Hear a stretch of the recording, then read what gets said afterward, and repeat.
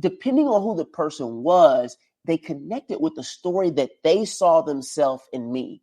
And it actually, most of the time, it wasn't even about the product. But what happens when you start telling stories to people is it disarms them. Stories are like comedy. And it's one of those things where it's innate to the way human beings communicate. We come from this oral tradition. And so when we start to tell stories, people want to listen. When you try to sell somebody something and tell them about all of the quirks and features and benefits of whatever it is that you're trying to sell, they're shut down. Oh, he's trying to sell me something. I don't want to hear about this thing. But if you just tell them a story about yourself, about why you got started, about why you do what you do, about one of your customers, about an experience that you had, well, they're going to listen to that because they want to know what happened. And I think that's where that power of story selling really comes into effect. It disarms whoever it is that you're trying to speak to, so they actually listen to what it is that you're trying to say. You're listening to the Black to Business Podcast, an educational podcast providing Black entrepreneurs with the tools and resources to start and grow their businesses. We chat with vetted Black entrepreneurs, thought leaders, and business owners as they provide tips and resources to help take your business to the next level. I'm your host, Monique T. Marshall.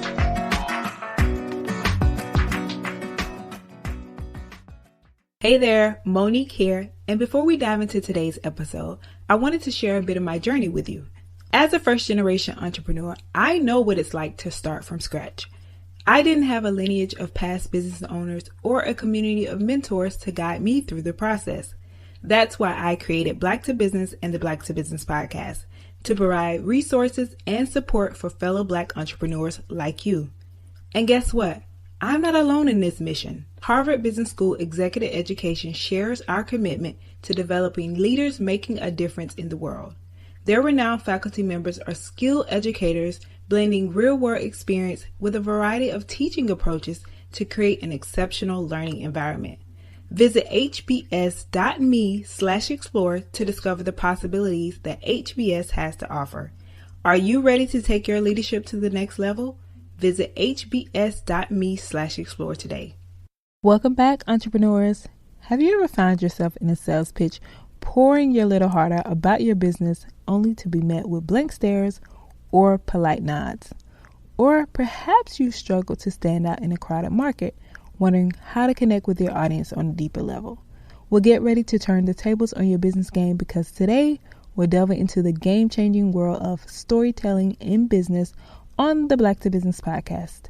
I'm your host, Monique T. Marshall, and in this episode, we're uncovering the secrets to using storytelling not just to connect and convert, but to skyrocket your sales. Joining us is a true trailblazer in the entrepreneurial world, Akeem Shannon. Akeem's journey is nothing short of inspiring. From overcoming the hurdles of losing a college scholarship to hustling his way to the top of Fortune 500 companies, he's now the founder of Flipstick, a brand that's taken the consumer market by storm. With appearances on Shark Tank, collaborations with celebrities like Snoop Dogg, and distribution in major retailers, Akeem knows firsthand the power of storytelling in building a successful business. So, whether you're a seasoned entrepreneur looking to revamp your sales strategies, or you're just starting out on your business journey, this episode is for you. So get ready to unlock the secrets to crafting compelling stories that captivate your audience, elevate your brand, and ultimately boost your sales. Let's get into it. Akeem, welcome to the Black to Business Podcast. So excited to have you on the show. So welcome. Thank you. Thank you for having me today. Of course. So before we dive into our topic today, which is all about using storytelling to connect, convert, and boost business sales, I want to get my audience familiar with who you are. So if you could just share a little bit about your story, your background, and how you got here. Yeah. So, the very short version of it is I was a college dropout, lost my scholarship, had to come home from Howard University, real HU, just for the audience. Yes. And, I had to start over. And I decided that I was going to go into sales. And I made myself this promise that by the time my friends graduated from college, I wanted to be making at least as much as the average college graduate. And I figured that, if I can't, have a college degree, I can at least be making college money. And so I start working in retail sales at $10 an hour. And by the time my friends were getting ready to graduate, I was making about $90,000 a year. It saved up about $100,000 in cash. And, I felt as if I had really recovered. And so that was really my first experience with a massive failure. And I would go from there to a couple more jobs, but eventually I would, decide to start a business. That business was a company called Flipstick. And we just did all kinds of crazy stuff with it. I won't get into too many of the details because I'd love to tell you some of those stories. But, we took it on things like Shark Tank, got into retail stores like Target, Best Buy, AT&T, T-Mobile, even got our story told in the Smithsonian Museum in their exhibit on the history of cell phones. Got to meet all kinds of incredible people and celebrities, and we've sold over 1 million Flipsticks today. So, yeah, I mean, it's been a pretty wild ride from dropout to entrepreneur. But yeah, I wouldn't have had it any other way. Yes. What a big deal story. And see, y'all, see who we got on the Black to Business podcast. Look at the material. That was such an amazing story. Thank you so much for sharing that. I love how you mentioned that you wanted to go in sales. Now, that is not something that you hear often, but as a business owner, we know that it's so important. So for you, why sales, and what are some of those things that really stuck with you to transition into your business journey? Well, so you got to realize I really didn't have a choice. Okay. I got, I'm coming home from school. My parents are pissed. And, I needed a job. My dad's like, you need to work because you need to pay me some rent. So I just had to go and find what I could find. I only have a high school diploma. And so I knew that I'd always been like the kid that talked to people, always sold the most candy bars, TJ's pizzas, whatever have you in school to win the thing in the magazine. And so I knew I was good at that. And I also I was like a real big techie, and I loved smartphones and cell phones, and I never really had the latest and greatest. So I said, hey, well, if I go work for a cell phone store, then I'll get, the latest phone for free and I'll get paid. So that's what I decided to do. And, it really did help me hone my sales capabilities. Having to talk to people, facing those rejections where people don't want to buy something, learning what it takes to talk to someone to earn their trust. And I often tell people, look, you may not be in the job that you want to be in, but if you're at a job and that check clears every 2 weeks, then you have a lot to learn being in that job, because they're doing a lot of things right at that job to make sure that you can be there. And so I absorbed all the knowledge, not just what I was doing on the sales floor, but the way the management worked, the way things happened behind the scenes, the way they treated customers, all of those things I observed. And then I was able to use those later. And I will tell you, there is no better skill really in life, but definitely in entrepreneurship, than having the ability to sell. Those entrepreneurs who cannot sell, it is very difficult for them. They can be the smartest person in the world, come up with the most incredible technology, but if you don't know how to articulate it to someone else to get them on your team, and not just customers, right? Because sales happens to investors. You have to sell partnerships. You have to sell other people to become your employees. You're constantly doing sales in entrepreneurship and in life. And so when you have that skill, you're able to bring people within your sphere of influence to help you along your journey. And so it honestly was, I was very blessed that for me, it came naturally. And then I also had the opportunity to spend, probably about 8 years in sales total before I started my business. Because without that, without being able to do sales, it's either over for you or you better find a partner that can do sales. But it's like, it is so fundamental. Yeah. Akeem, what I love is that you have done so well. Exactly what we're going to talk about today is using storytelling to connect and boost those business sales. So I want to talk about first understanding the power of storytelling in business. So you talk about this thing, story selling. So I want to talk exactly what does that mean and how is it different from traditional sales techniques and storytelling? Yeah. Yeah. So, there's storytelling and then there's story selling. And really what that means is, do you have the ability to tell a story that earns someone's business in you. And that business can mean a lot of different things. But it really means, do you have the ability to talk to someone, to win them as a friend and to influence them? That is what story selling is. And what are the stories that you have that allow you to do that? What are those stories that you have that make people say, you know what, I think I like this girl. I think I like this guy. This makes sense to me. And so fast forward through all the years and, having successes and stuff. And I was teaching a group of entrepreneurs in a startup accelerator. And someone was really challenging me, like, well, what is it that you have? Like, what are you doing that's different? And honestly, I didn't know at first because I'm like, I don't know, just walking through the world, being me. And then as I really started to dissect what was it that worked for me and what didn't, it came down to the stories that I told. And whenever we weren't doing well, it was always because of stories that I wasn't telling.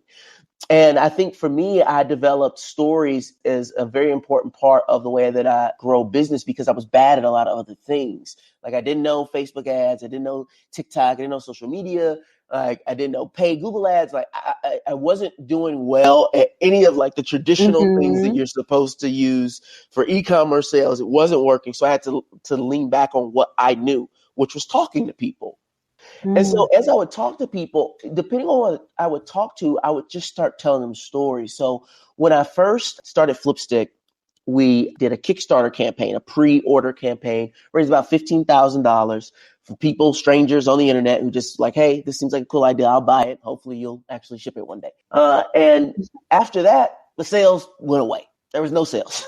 I couldn't get anything online. The website wasn't moving and I had to figure something out. And I said, well, what if I lean back on what I knew, which was working in a cell phone store in person? So I start going in person and selling these flip sticks to people literally on the streets, right? Like we're at festivals. I had two of my buddies helping me and we're just trying to figure it out. And the first day we make like $100, then like $150, then $200. And then eventually, we start getting actual booths at these festivals and then it's 300, 400. And eventually I'm like, well, if I could do this every day, we can make a lot more money. And I decided to open up a kiosk in the mall. And so first of all, let me say, I was terrified to make this step because the kiosk is expensive. Okay. You would think, y'all dying. Why are y'all charging all this money for these kiosks? Ain't nobody up in here. But they like, yes, it'd be about 4 racks a month for about 10 square feet of space. Just like, what are y'all talking about? But I took the chance and I go into the mall. And what I realized was that some people I talked to bought the Flipstick because I told them a story of me dropping out. Some people bought the Flipstick because I told the story of me being on a plane and being able to watch a video. Some people bought the Flipstick because I told them the story of me being at Thanksgiving and sticking my phone to the wall and everyone could be in the picture and no one had to be out of the picture. Depending on who the person was, they connected with the story that they saw themselves in me. And most of the time, it wasn't even about the product. But what happens when you start telling stories to people is it disarms them. Stories are like comedy. And it's one of those things where it's innate to the way human beings communicate. We come from this oral tradition. And so when we start to tell stories, people want to listen. When you try to sell somebody something and tell them about all of the quirks and features and benefits of whatever it is that you're trying to sell, they're shut down. Oh, he's trying to sell me something. I don't want to hear about this thing. But if you just tell them a story about yourself, about why you guys started, about why you do what you do, about one of your customers, about an experience that you had, well, they're going to listen to that because they want to know what happened. And I think that's where that power of story selling really comes into effect. It disarms whoever it is that you're trying to speak to so they actually listen to what it is that you're trying to say.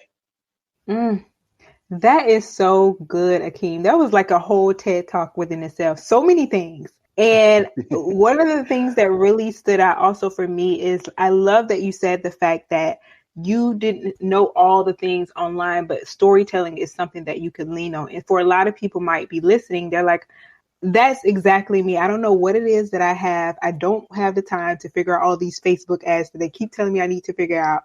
And the power is in the story. That's exactly what it is. I love that. It really is. And here's what I ended up finding out, which was crazy. So years later, when I had a, vice president of marketing and all this other stuff, what would work on Facebook and Instagram ads and TikToks is when we told stories. Mm-hmm. We just had to figure out the right person to tell the right story. And then all of a sudden, the ads start to work.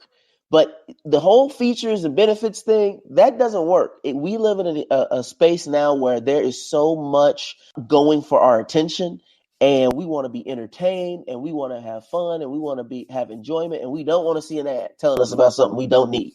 Mm-hmm. But when you tell someone a story, they'll listen, and if the story happens to include the product you're talking about, then they're like, oh, wow, maybe I need that. Right. That's so good. So good. I love it. So, Akeem, you kind of mentioned this a little bit, but I want to hone in on it. What are some of the key elements of a compelling business story, you'd say? Yeah, so there are three types of stories that you really should be telling, especially when you're starting off early in your business.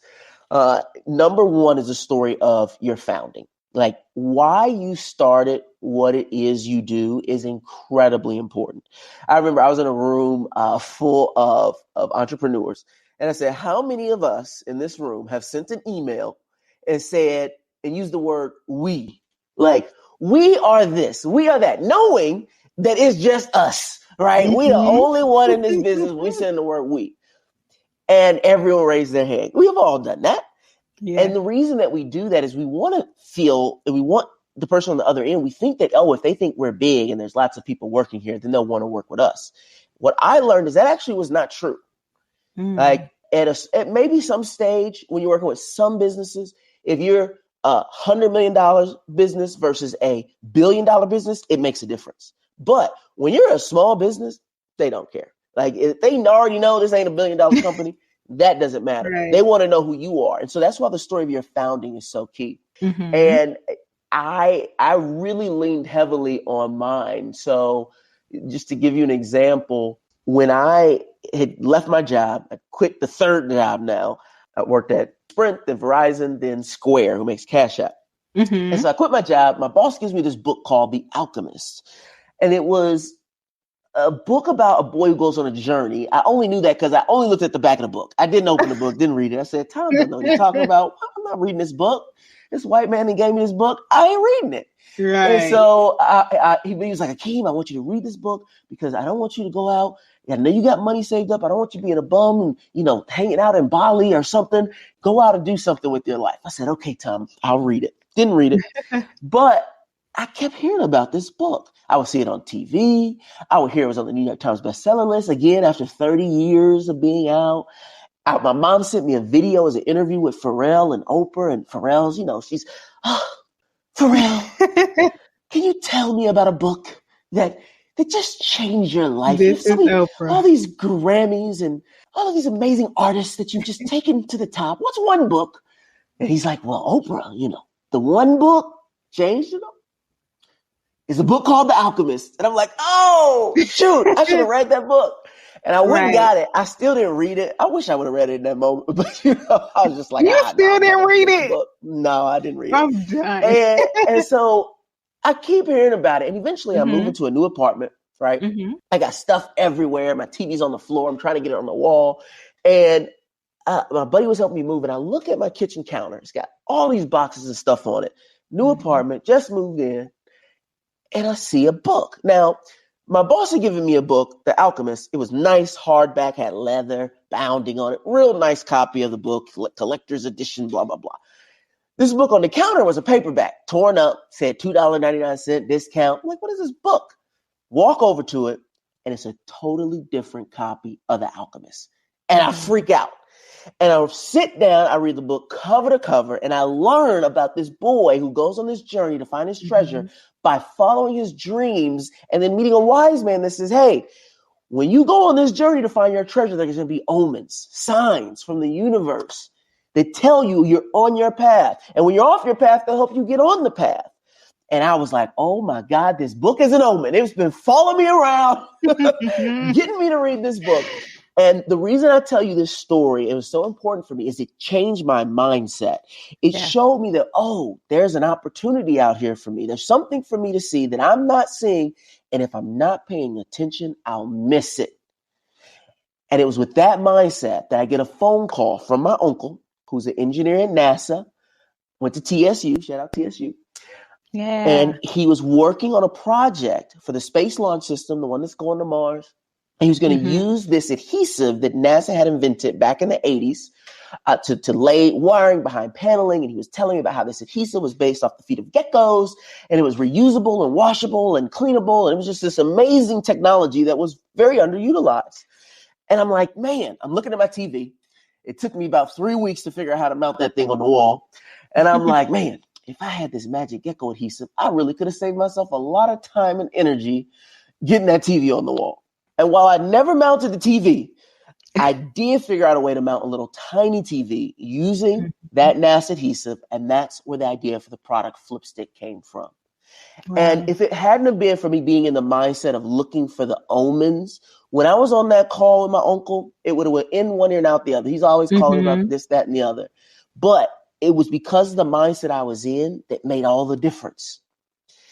And when I tell people that story of how I even got started, already they're like, what's a Flipstick? I want a Flipstick. And now that's not a story I can tell a customer every single time, but it is a story I can tell a partner. It's a story that I told to this group called We the People. They were a retailer based out of Singapore. They only had products in their store that were from Kickstarter and pre-order platforms. And when they were getting ready to open their very first store in the United States, because they had a call with me, they ended up opening it up in St. Louis. They had a big old poster of me, and I was the number one selling product in that store for 12 months. Wow. And it was because of that story that I told them. It just inspired them. And they wanted to, they said, whatever you got, wherever you're located, we don't know the US, but we want a market that's not expensive to start off in. Let's do it. And so that is one of those things where I think people, we don't want to tell people, oh, I just got started, I'm really small. Here's how I ended up here, but it's important and it draws people in to you. And I would tell a shorter version of that story to a lot of people in the mall. They would say, how'd you come up with this thing? You created this? Yeah, let me tell you what happened. And now I'm talking to them. Well, after I tell you that, there's no way, that you're not going to be like, I just buy one to support you, So I think that number one, story of your founding. It's the one that everyone has, no matter where you are in your business. And I'll cover these next two a little bit shorter, but the next is the story of your mission. This one is really important because it really talks about what it is you do. For us at Flipstick, we make products for people that are casual content creators, not real content creators. They just do it casually. They don't want to spend a lot of money, but every once in a while they want to take their phone out, record something, and send it to someone or post about it. And so really knowing what your mission is, what makes you different. In the startup world, we call it your unfair advantage. That is a core message that you really want to have down. And that one really works, not just in entrepreneurship, but even in your job or where you work, knowing why it is your company does what it is that you do and why you do it well and better than others is very important. And then the last and most powerful story, which sometimes takes a little bit longer to cultivate, is the story of your customers. Because once you can start telling future customers and partners the stories of past customers and partners, that changes the game. Because now they have something to really look at and they start to see themselves in your other customers. And I like to call this, I have a system called 3678 framework, which goes through all the different aspects of storytelling. And when I get into the actual skills of telling a great story, one of the big components is the what if factor. And the what if factor applies to you, but it more importantly applies to your potential customer. And that is, you want your customer, when you tell them a story, to think, the first thing they should think is, what if that was me? Whatever you told them is, what if that was me?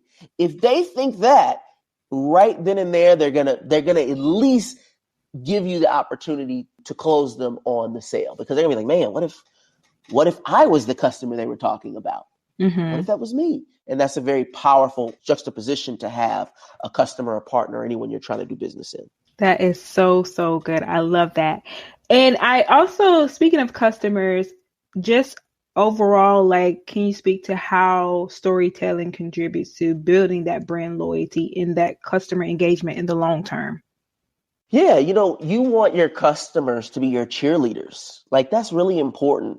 When they're your cheerleaders, it's not just that they bought your product, but they want other people to buy it too. And I think that if there's no story, if there's no soul to your brand, they can't do that for you, right? When you go and buy what's that soap? What is it called? Ivory soap or something. It's like the one in the green package. Yeah, Ivory. Irish When you Spring. go and buy Ivory soap, oh yeah, and Irish Spring is just, they might as well be one and the same. When you go and buy Irish Spring soap, like, it's like, it's soap. You know what I'm saying? Nobody cares. But you know who really creates story around soap? Dove. When you think of Dove, you're like, yeah, we got to support 13-year-old girl athlete's body image. And it's like, wait a minute, these people are selling soap. What are we talking about here? Right. But because that's the story they tell. They don't talk about the soap. They're like, yeah, it's got no chemicals, but this is really about loving yourself. And so when you have that soul, like, people want to get behind you. Influencers want to, influence for you. Celebrities want to help you. Like, that really makes people want to be a part of something. And that branding goes deeper than just having a good product. And you see that from all the world's greatest brands, right? Like, Coke doesn't sell, they don't sell soda. They sell happiness, right? Open a can of happiness. And so all their marketing is around the story about them about families coming together around the product. And so really focusing on what your product does for a person or a community is far more important than focusing on the product. And it makes people want to cheer you on and be fans of yours rather than just be consumers. So good. And speaking of Coke, I'm drinking a Coke right now. So perfect timing. I love it. Akeem, this is so good. So we've learned about the power of storytelling in business. Now I want to talk about actually building your story in your business. So what are some of the steps that entrepreneurs can take to start to identify and refine their unique story? Yeah, I think, when you talk about building a business, and you talk about the story that you tell, and you're trying to find those customer stories, one of those things that you have to do is sometimes you got to go live a story, because some of us are terrified, right? We don't want to leave our comfort zone. And so we don't go out into the world and build an incredible story to tell somebody, right? And if that's where you are in your business, you're sitting somewhere between $0 in revenue and $50,000 in revenue a year, right? You're a true solopreneur and you're trying to figure out, okay, how do I take this thing to the next level? I don't have money. I'm really trying to lift myself up, but I don't know how to do it. You got to go out there and do some crazy shit. I don't know if I can curse here. You may have to bleep that out. You already did it. You might have. But you got to go out there and live an incredible story. And I'll give you an example. So we were less than a year into the business. I applied to be on Shark Tank, right? And I'm feeling really good. We just came off of being in our kiosk in the mall. We had done $30,000 in sales in 2 months, okay, at a kiosk in the mall in St. Louis, Missouri. And so I'm like, yo, we on to something. So I go to Las Vegas. I pitch Flipstick to Shark Tank. We get past 40,000 contestants, down to 1,000, down to 250. They're like, Akeem, you're making it so far. We love you. We love Flipstick. This is so great. Just so you know, we got to get it down to 120 people. You're really, really close. We're going to let you know. I said, great. A week later comes, no call. 2 weeks later comes, no call. 3 weeks later comes, I get a call. It's from LA. I answer it. I got a big grin on my face. And they're like, Akeem, you're not going to be on Shark Tank. And I was devastated. I had put all of my eggs in one basket. I didn't have anything going on online. And I just couldn't believe that I wasn't going to be on Shark Tank. This is 2019, by the way. And so I wanted to give up, but I'm like, all right, I got to find, if I can't have a celebrity investor from Shark Tank, I got to find another celebrity investor. And so I just start looking. Well, I met a guy at CES in Las Vegas where I auditioned for Shark Tank. He says, hey, come to Atlanta. The Super Bowl is going to be there this year. I said, cool. So hop on over to LA, go to the Super Bowl. At the Super Bowl, I meet this kid, Salento. You may remember he wrote a song called Watch Me Whip, Watch Me Nay Nay back in the day. I meet him. He's like, yo, go talk to my uncle out in LA. He'll get you into the BET Awards. So then I hop over to LA. I go meet the guy at the BET Awards. I take my mom with me because it was her birthday. And she meets a guy on the plane, and he says, and I can't make this stuff up because I know this sounds crazy, but he's like, oh, yeah, you know, my best friends, cousins, aunties is best friends with this celebrity rap billionaire. And my mom's like, you got to call this guy. So through a whole chain of events, I'm on the phone with this guy. He's telling me how he can get me into this event. He's got another guy. Turns out these guys, they both been in prison.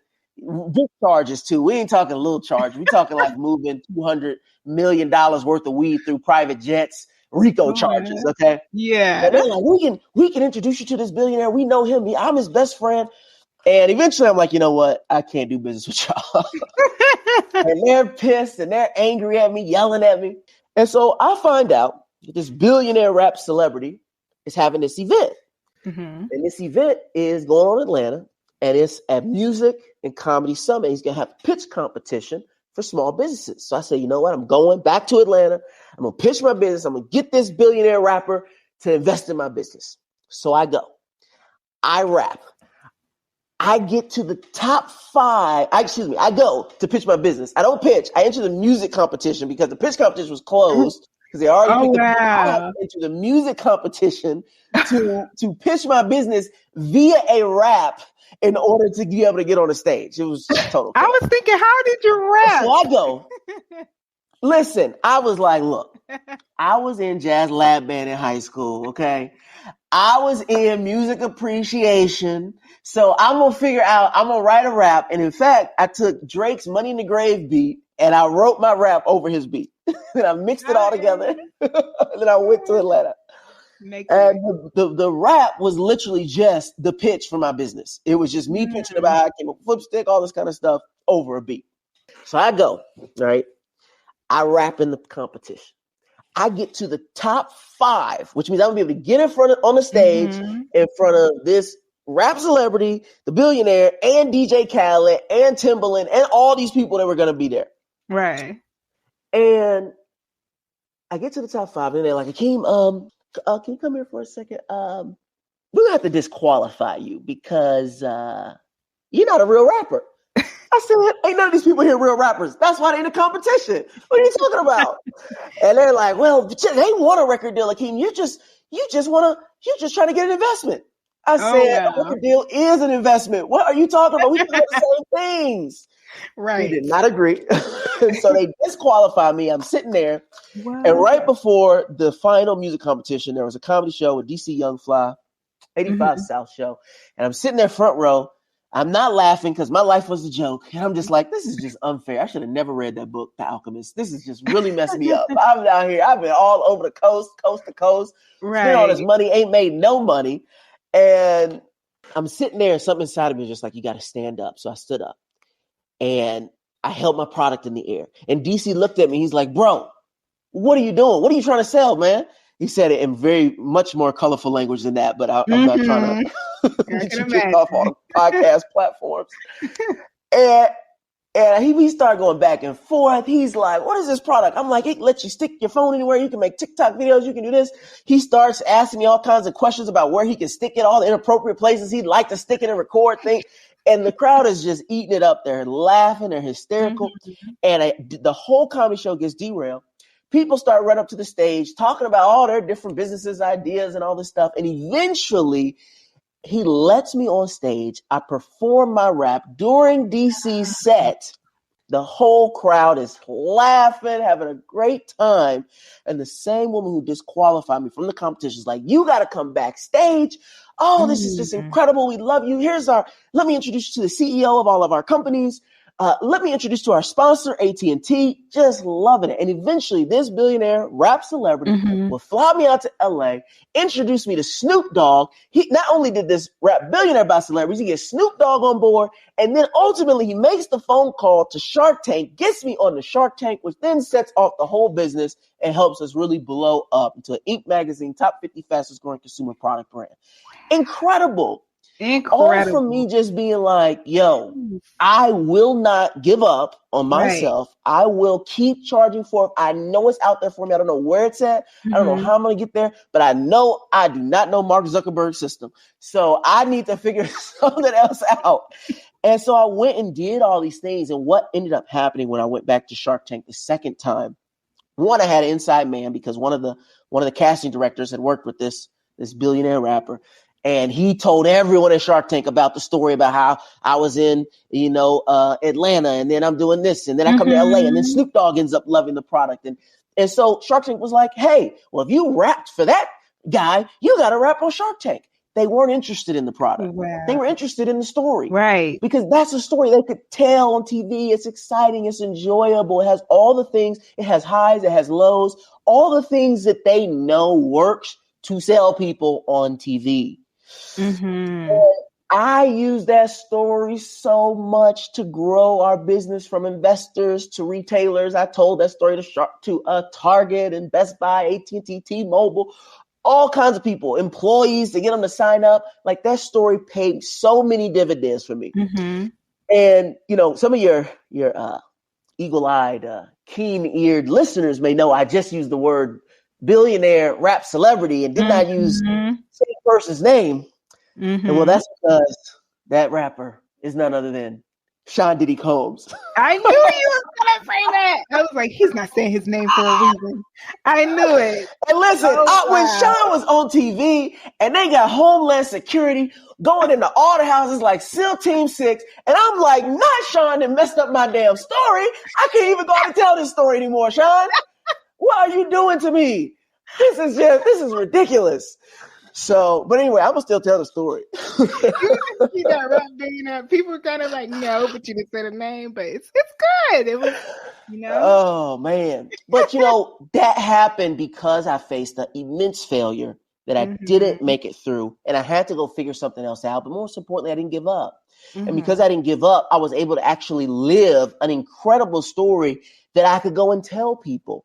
And not only did it help me grow my business, but people would ask me to come speak places. Like, everyone wanted to know this great story. Like, it's great to be on Shark Tank. But when people find out, and most people, when I talk to them, they have no idea. They just know I've been on Shark Tank.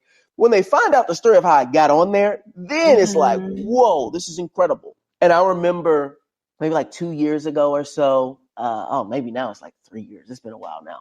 3 years ago, I get an email from the Smithsonian Museum. And they're like, hey, we heard your story in a newspaper. Wow. And we want you to be on exhibit in the museum. And I said, y'all trying to scam me? Y'all want my social? Who is this? What are y'all talking about? And they were having an exhibit on the history of cell phones. And they wanted to include my story. Now, I'm like, okay, you sure me? All right.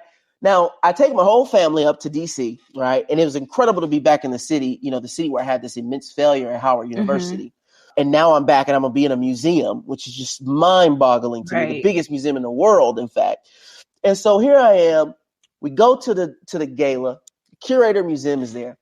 And on the left of me is the woman who invented cell phone data. Like, she sent the very first text message in the history of cell phones. She invented it. Okay.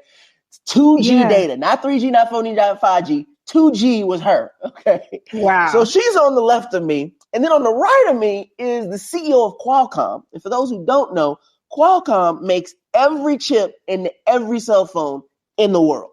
And I'm just looking and I'm like, I don't think I'm supposed to be in this room. I'm like, I think I got the wrong person. I don't think and I sat down with I walked up to the curator. I was like, I'm very flattered to be here. You see, my mom was having a great time talking to everybody. But why? Why am I here? And they were like, look, when kids come into this museum, we have millions of children that come into this museum every year from all around the world. If we have an exhibit and the only people on display on the exhibit are a white woman that invented cell phone data and a white man who runs the largest chip manufacturer of cell phones in the world, that's a reach for most kids to believe in. And then we've done nothing. We've done a total disservice to every guest, every person that's walked into this building. But when they see your story and they see, man, this is just a regular person and he's in a museum and he did all this stuff. He met all these people and created this product. that is something that for a child in their imagination, it sparks them and says, wow, that story could be mine. What if? Mm-hmm. And it was so powerful for me to hear him tell me that. And even though I got an email from 3 years ago, it took forever for the exhibit. So the exhibit just came out last year. Mm-hmm. But it was one of those things for me where I was just like, wow. Like, I've lived a story that these people who never met me, never spoke to me, heard about it, found out about it, was like, this is a story that can inspire someone else. And so I think that as we're building our business, if we choose to go forth, just trying to be the best person we can, build the biggest business we can, take incredible risk and chances, and do the thing that in the back of our mind be like, man, what if I could make this happen? It'd be so cool. If we go and do those things, eventually one of them works. Mm-hmm. And when it works big. And I definitely feel that I'm a testament to that. You certainly are. What a phenomenal story. So inspiring. So many things. And just a reminder of keep going and seeing the vision and keep going after it. Akeem, I also want to talk about, because for somebody who is maybe they're like, I know I need to tell my story, but they're struggling with how much of their story to tell or that vulnerability part of it. So how do you recommend like entrepreneurs balance that vulnerability when they're telling their stories and their personal experiences? Mm-hmm. You know, honestly, that's really tough because for a long time, I only told a piece of my story, right? I would not tell the whole thing. You know, I may not tell them about being a college dropout. First of all, I never told anyone I was a college dropout until like 5 years after I had failed out of college and had recovered. I didn't used to tell people that I was gay until I ended up in a mental hospital and totally wrecked my mental health and had to eventually come out to my parents. And even after that, years went by, I wouldn't tell anybody that I didn't know because I thought it would negatively affect me. So I didn't tell that part of my story. You know, I wouldn't tell things because I wasn't comfortable with them. I really hadn't come to terms with what it meant to say that about myself. And I think that when I became comfortable with it, comfortable enough at the very least to tell one person, and I saw the reaction from that one person, whatever the story may be, this goes well beyond business. When I saw the reaction and it made a difference, me being vulnerable in a world of social media where we only see the highlight reel, that for me was like, oh, wow, like being vulnerable is not a weakness. It's a superpower, because the truth is that all of us have things. All of us have had troubles and problems and things that we've gone through that we're not proud of, failures that we've had, things that we're ashamed about, things that we're just not comfortable about believing about ourselves.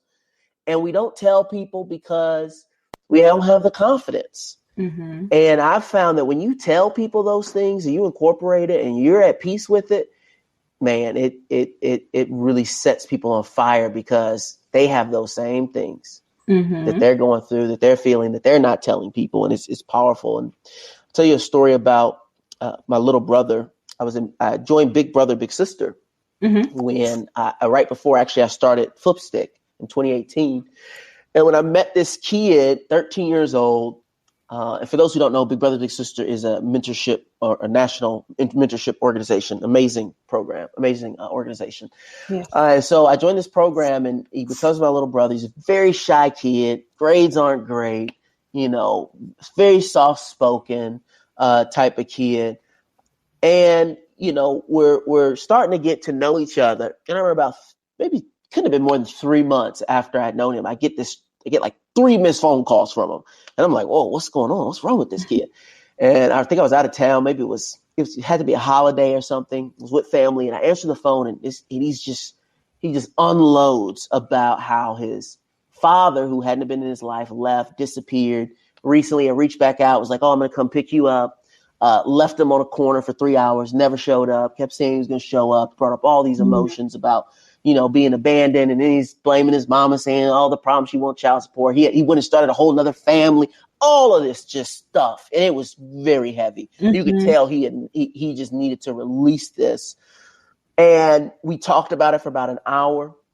And around the same time, he had recently shown me a poem that he had wrote in English class. And he got an A on it. And when I read it, It was incoherent. I said, this is terrible. This is exactly what's wrong with the school system. I cannot believe this teacher gave you an A on this paper. This is terrible. And I was like, but listen, I can tell you have something to say. Right. The only way it can affect people and have a change in the world is if they understand what it is you're trying to say. And when he told me all this stuff about his father, I was like, you have to write this into a story. And so he starts writing this and many other things into these stories. And eventually he has like 30 or 40 of these little short stories and poems that he's written. And I'm like, you should publish a book. Now, when I met this kid, all he wanted to do was work at Chick-fil-A. He's like, if I work at Chick-fil-A, I'll be happy. I said, forget about Chick-fil-A, man. He's like, you can do better than that. As he starts writing all these stories, this over the course of a couple of years, he starts writing. Slow at first and then picks up. We're getting ready. We're putting we're combing through and editing and deciding what he would want in his book. And he shows his mom the story of his father that he had written. And it's raw, lots of raw emotion. And that was the edited version that cut out some stuff. And she was like, you can't put that in that book. You cannot tell people that. Like, that is not appropriate. And I told him, I said, look, your mama's your mother, and she doesn't want you bringing any shame onto your family, making you look bad, anything like that. And I have to respect that. I was like, but here's the thing.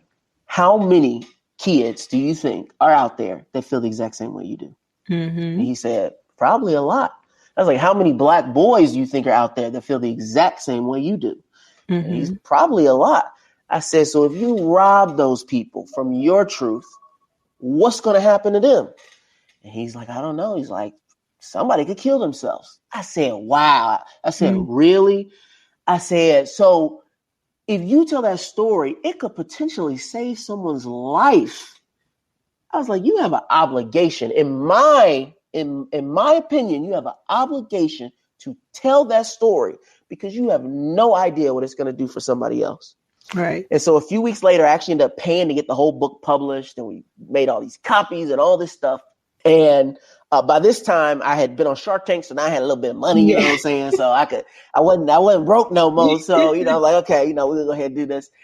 And I remember we published the book, his whole family was so mad about it. They were so mad that it was in here because they felt very vulnerable. They felt like, oh, he's making himself look bad because he's talking about his father. And I remember he had given that book to someone at Big Brothers Big Sister. They showed it to someone at Target. And at this time, I wasn't in Target yet, but I was in talks to get into Target. And Target ends up buying these books and giving them to employees because it was just so powerful. Big Brothers Big Sisters ends up buying the book, giving them out to kids. He gets into 6 or 7 different bookstores.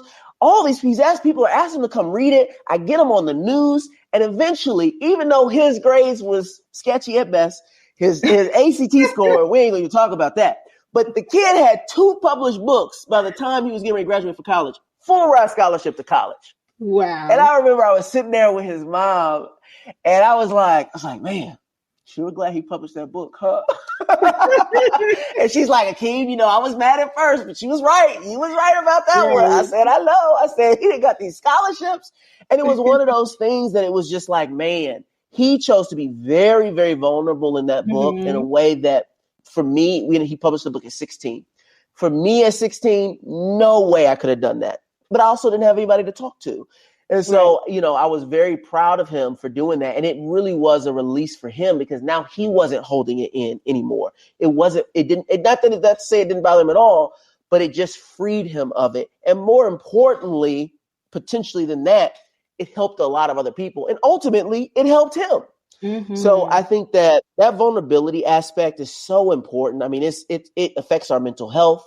It affects so many things. But I would definitely encourage people, like, if you can focus on that, on what it is that's stopping you, I think what we'll find is that if you can tell your whole story, you can build a business. But if you can't tell your story, you may not even be able to build a business because something's holding you back. And I mentioned earlier about how I was in the closet. I hadn't come out to anybody. And at the time, I was like the top sales rep at Verizon. And I started to nosedive. And my boss at the time was like, you got to go get some help, man. You're not the same as you were. And I didn't realize until I went through that whole process of coming out to my parents and some of my friends, I didn't realize how much of my mental capacity and my mental creativity had been locked up because I was spending so much energy focusing on these fears of the future and all these other things that I had going on. that I wasn't even able to live out the potential that I had within me. I thought I was, but I wasn't. And eventually my brain and my body chemistry said, yo, we can't live like this no more. Caused me to have panic attacks, depression, anxiety. I couldn't sleep for 10 days. It said, we're going to shut this thing down unless you fix this, because can't keep going like this. Can't keep burning the candle at the end of two sticks. So I think that the more we can become comfortable with our vulnerabilities and our own story, our own traumas and past experiences, man, it just opens us up to all the incredible thing that God or the universe, whatever you believe in, has in store. Yes. And I love that. Thank you so much for sharing that story. And also, I love the fact that you spoke about how you eventually told your story when you were ready, because for a lot of people, they might not be ready in this moment to share their story, 100%. Or they might not have gotten over that hump. So I'm so glad that you shared that part of the story. So powerful. And don't feel ashamed. Like, I think that, for me, I felt bad sometimes, like, because I wouldn't tell people the whole truth. Don't feel bad. If you're not there, you're just not there. And that's okay. That is totally okay. It's where you are in your journey. And I would encourage all your listeners to go to pick up a copy of The Alchemist. Incredible book for life, but also for business, because it talks about the journey and understanding that, hey, you're someplace in the journey. Yeah. Probably not where you're going. You ain't got there yet, but you're on your way. And that's okay. Like, it's okay to be there. And sometimes it's okay to be stuck. You're going to be stuck sometimes. Sometimes you're going to take 10 steps back. Sometimes you take 100 steps back. That's okay. And so, if you're not there yet, that's okay. That's where you are. And just know that, have in your mind where you want to go and where you want to be. And slowly but surely, you'll live a life that gets you to that point and beyond. Love that. And Akeem, you mentioned about getting customers on board with your story and just getting them in. And I want to talk about actually getting your team and others around you who would come on board to your company into the story. So what are some ways that entrepreneurs can do that? Yeah, I think one of the hardest things for me, I remember I had done Shark Tank, and for the year we were on Shark Tank, which was 2020, and then the next year, 2021, we had about the same revenue, about $300,000. We were stuck. Could not get past this point. It was really, I was the only full-time employee, and I had a couple part-time employees. And I didn't know how to take it to the next level. I was afraid to reinvest to take it to the next level, because even though I was making good money now, I could support myself. Like, we were very profitable, but we weren't growing anymore. And so I was stuck. And I had an incredible mentor that had built a large business in the consumer product space.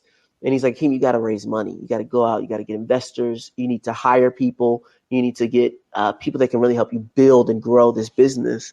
And I was like, but, who's going to come work for me? I'm nobody. Like, how am I going to get somebody who can get a job at a real company come and work for me? That is a lot of risk. He's like, you just got to go find the right person. And so when I went on this journey to raise money, we raised about $1.2 million from investors. This is outside of Shark Tank. And 2, find employees. I had to tell them a story because it's all I had. $300,000 in revenue is good when coming from where I came from, but it ain't that great when you got to pay people and you need investors. You know what I'm saying? It's not good at all. And it's definitely not good when Target wants to buy $250,000 worth of product. It's going to cost you $100,000 to produce them. And you like, yeah, I'm nowhere near that. So I had to go out and find people in order to scale my business, or I was going to just be stuck forever. And so when I would interview potential candidates, all I had was a story to tell, right? Because I'm going to pay them less. I still paid them as competitively as I could. And I spent a lot of money on my first few employees because I raised some money. And I didn't have enough money to cover the whole year at the beginning, but slowly but surely I figured it out as I was raising money. But I was just telling the story of the journey I've been on, and like, look, I need somebody to do X. And if I can have that, we're going to the moon. And I think that when you find someone to work for you, particularly when it comes to the team, that here's your story and really wants to be a part of your team, they will work day in and day out to see the vision through. And that's critical at that small stage of your business, your first handful of employees. Like, they have to really believe and understand the vision and believe in you as their leader, because you need them to work harder than they've ever worked in their entire lives, tirelessly, without giving up, even when it's tough, and to take on jobs that is not in their job description. Like they got to become co-founders with you essentially. And so I think that by telling your story and them knowing who you are and why you got started and what your mission is and what you've done for your customers, you, one, weed out the people that are there for the paycheck, and two, you find the people that are going to truly join your tribe.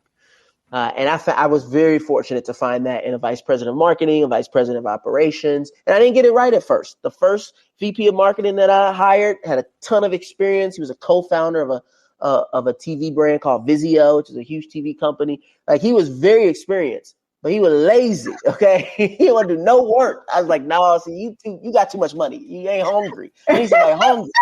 And you ain't doing nothing. And I told him. And I had to fire him. I had him for 2 months. Oh, it was terrible. And I had raised money with this man. I'm not going to even get into the whole story. But anyway, but you know what? He graciously stepped down. And actually, I'm friends to him to this day. He's a great guy. But he just came, he was just coming from a space where he would have, 500 employees to do everything. So why would he need something like hands-on? That just wasn't his thing. And so, but when you tell someone the full story, right, like they know, like, okay, I know what they're getting into. Right. And when they say yes, you know that they're along for the ride. And so this next person that I got to come in, did that. And I hired unconventional people. Like my VP of operations was my CPA at my accounting firm. Like, it really helps you find the right people and to have the people that could get jobs other places come work for you because they believe in the vision. And I think it's also important, not just for the team that you're building internally within your organization, but the partners that you have.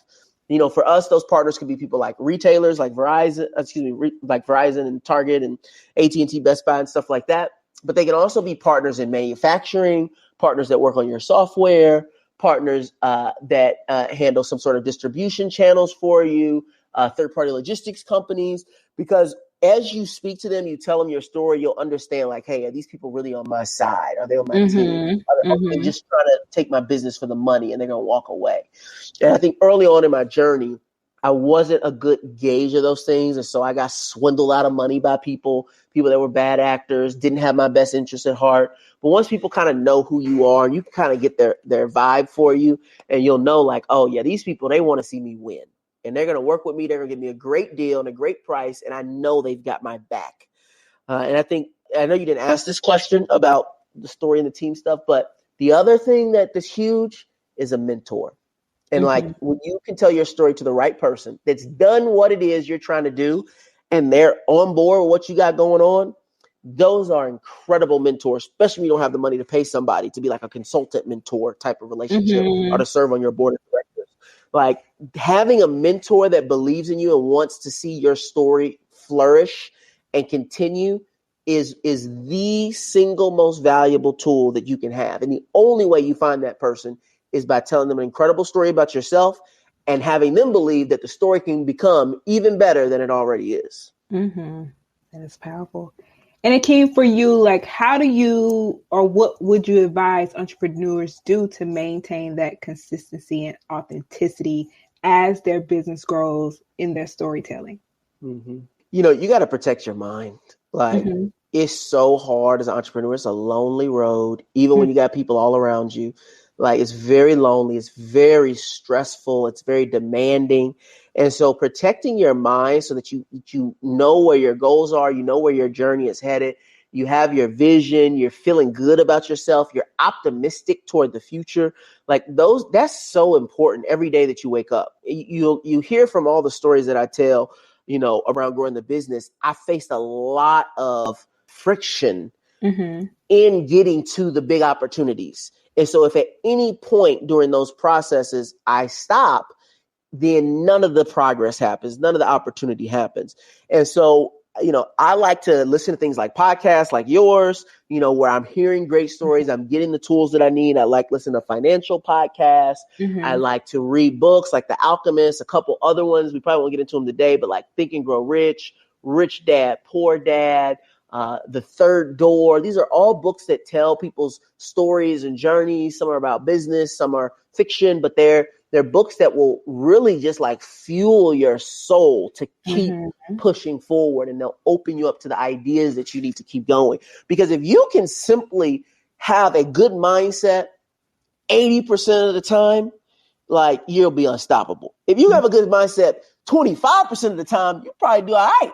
You know, Right. but most of us, we got a bad mind. We got a good mindset like 10% of the time, if we're being honest. And the rest of the time, we're either totally neutral or we're negative.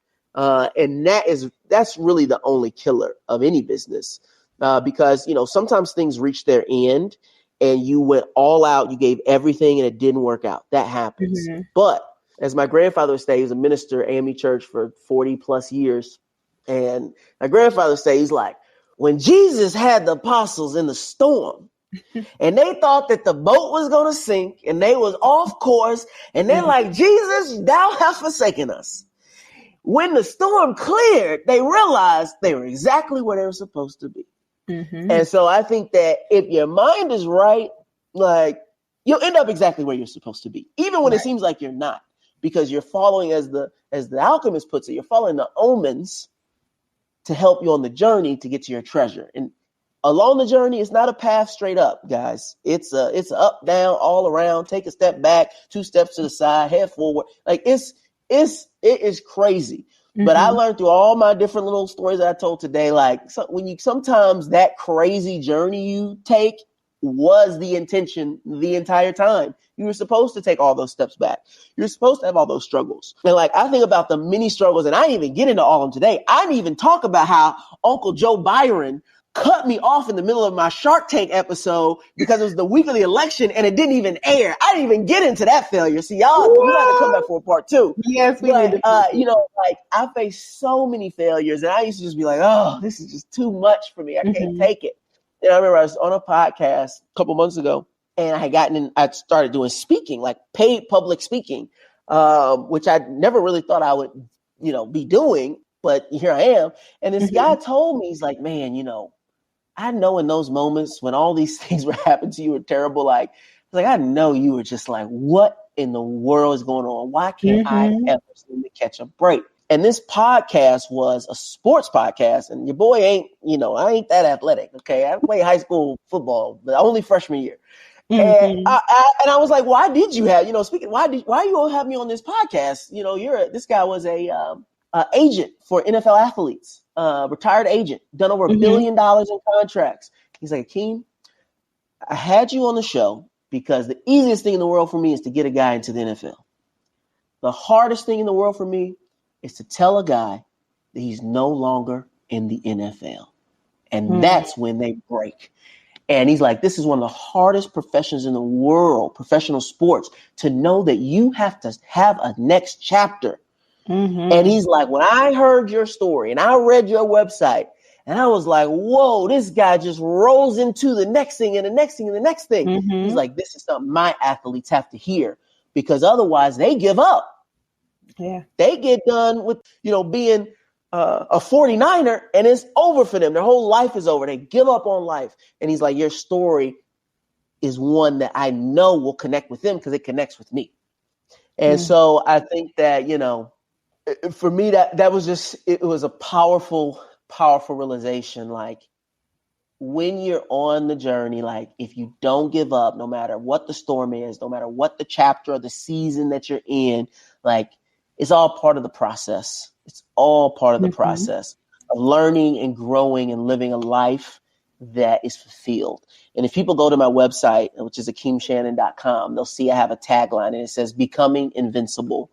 And I came up with that because I realized, like, man, through this journey, I'm damn near invincible. Right. But I don't always feel invincible. I'm getting knocked down, beat up, counted out, and I have to pick myself back up, dump myself off, take the bullets out the bullet holes and become invincible once again. But I realized, like, hey, it's okay that I'm not actually invincible, because as long as I continue becoming invincible, I'm doing exactly what it is that I need to do. And so I think that that's a powerful notion to have about yourself is, look, I'm always becoming. Michelle Obama said it in her book. We're always becoming. And I believe that in my journey, I'm becoming invincible. And so can you. Powerful, powerful, powerful. Akeem, this has been amazing. And I've learned so much. And just your story, like you said, you are on the right path. This is exactly what you're supposed to be doing. And I want to now talk about how others can continue to work with you, support you. So just talk about some of the services that you offer and some of the things that you're up to now. Yeah, 100%. So if anyone needs a mentor, they're looking for a mentor, I get asked a lot. So I have a paid mentorship program. You definitely don't have to get mine. You can go find somebody else. I actually encourage you to do that. But if you decide you want to work with me, you can visit akeemshannon.com. Also have some other things that I do with consulting and helping people really learn to tell their story. I mentioned earlier, I have a workshop that I do. This is generally for businesses that have a couple employees. And that is my 3, 4, 5, 6, 34, 56 framework. And that really like helps you refine your story within your business. And that's a little bit more accessible, not as long-term of a commitment as something like a mentorship. But honestly, if people got events that are going on, you need somebody to come speak, entertain a crowd, an audience. I'm not the cheapest in the world, but I would love to come to anybody's events and be able to aspire. I talk about a number of things, storytelling being one of the most popular, but I also have a talk on mental health, a talk on just getting started, that becoming invincible concept, and a few other things. But everything, about me, people can get on my website at akeemshannon.com. Or if you just want to follow along, see some of the cool places I get to go, some of the cool people I get to meet, you can follow me on all social media channels at Akeem Shannon. That's AKEEM Shannon, SHANNON. And I'd love to talk to you. And then lastly, if you just need a little bit of advice, just for free, you just like, Akeem, I ain't got no money, but this one thing I got, then I actually have a totally free text group chat where you can text one-on-one with me. And all people need to do to join that is they can just text me directly at 314-789-9005. Perfect. Akeem, thank you so much. And my final question is, what does it mean to you to be Black in business? Honestly, I feel that I love being Black. And I remember when I was at the mall, no one knew who I was, no Shark Tank, none of that stuff. Nobody knew the stories, no articles, nothing. And I was at the mall and I was pitching people on my business. The mall that I was at was probably very close to being like 50% white, 50% Black. The people that stopped were 95% Black people. And they stopped and they bought my product and they supported me. I remember one woman say, I don't even want this thing. I don't even like it. I'm just buying it because I want to help you out. And when I tell you, when I see those people, all these years later, and they're like, oh my gosh, I got that from you in the mall. I'm so proud of you.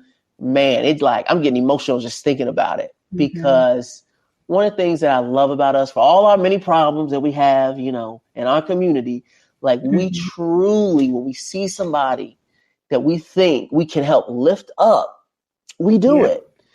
And you feel that. You really, really feel it. And and not to say, I raised a lot of money and every investment one was white. Okay. So I didn't have some white people help me, but they helped me after it was like, yeah, this kid's going some places. Look at him. Let's hitch our bandwagon. And listen, they still took a huge risk on me, but there was at least some evidence. But Black people will get behind you. Ain't nothing. They like, I don't even know if this thing works. How much is it? $20. Here you go. And so I'm just so grateful for all the people, the mothers, the aunties, the granddads, the teenagers that took a chance on me at the very beginning, and just supported me and helped to lift me up. It means so much to me. And I'm just so grateful for that. And so, I often get asked about just like what stops people and all this kind of stuff. And, as Black people in America, especially Black entrepreneurs in America, I think that there's this notion that, it's hard and, there's all these laws set up against us. And, whether it's you're trying to build wealth or getting a job, there's all this discrimination and all this kind of stuff. And while that is true, there's no doubt that it is not true. You also got to remember that in America, there are 2 million Black people that are millionaires.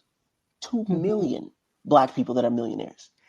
There are 2 million Black people on the planet outside of this country that are millionaires. That's not even a million. That's not even 100,000. That's not even 50,000. All of the successful Black people in the world live in this country. And when I learned that, even though the disparity of millionaires in the Black community and the white community is vast, we have so much opportunity here. We have so much creativity that exists here. And I want for us to know, like, yo, you can do this. Mm-hmm. If there's anywhere in the world that you can do it, it's exactly where you are right now. Like, we have an opportunity here that we wouldn't have if we lived in Bangladesh. Like, Bangladesh, it's hard to be a millionaire in Bangladesh. I don't care who you are. It's very hard. But in America, like, there is an opportunity here. And you will find the people that will support you. And listen, the white folks may not help you out at the beginning, but eventually maybe they'll come around. Almost certainly they'll come around eventually, especially when they think there's a dollar to be made. But in the beginning, you know, like, you got a lot of people that will support you. And I'm not saying the white people support me in the beginning, but I'm just saying, like, don't let what racism exists in this country stop you from pursuing your dreams. It's evident that you can do it in spite of. And I think one of the biggest mistakes that happens within our community in particular is that we get convinced that, oh, they're going to stop me from doing whatever it is I'm going to try to do. And I'm here to tell you, can't nobody stop you. Can't nobody stop you. Akeem, this has been amazing, so powerful. And just thank you for being on the show, but also pouring into us, pouring out your stories and just giving people the strength to tell their own stories that they've been holding off from telling and helping them take their business to the next level. So thank you so much. And thank you for all the work that you do. Of course. Thank you for having me. As we come to the end of this episode, I really can't help but reflect on the incredible insights that Akeem has shared with us today. He is not just an entrepreneur, but he's the true definition of a master storyteller. The way he just effortlessly captures our attention with his narratives and creates a genuine connection is nothing short of remarkable. Like, I was truly tuned in, laughing, going through all of the emotions in his storytelling. So good. And I was particularly inspired by Akeem's breakdown of the 3 types of stories every budding entrepreneur should tell when starting their journey. It's a simple yet powerful framework that can truly set you apart in the competitive business world. And let's not forget the importance of vulnerability in storytelling. Akeem reminds us that it's okay to share our struggles and triumphs when we are ready, allowing us to connect with our audience on a deeper level. So as we wrap up, I want to express my sincere gratitude to each and every one of you for being a part of the Black to Business family. Thank you for tuning in, for your support, and for your commitment to growing and thriving as Black entrepreneurs. And remember, you can find out more resources and information about today's episode on our website at blacktobusiness.com/198. And don't forget to join us again next week, same time, same place, for another empowering episode. Until then, keep telling your story, keep chasing your dreams, and keep pushing the culture forward. Take care and see you soon.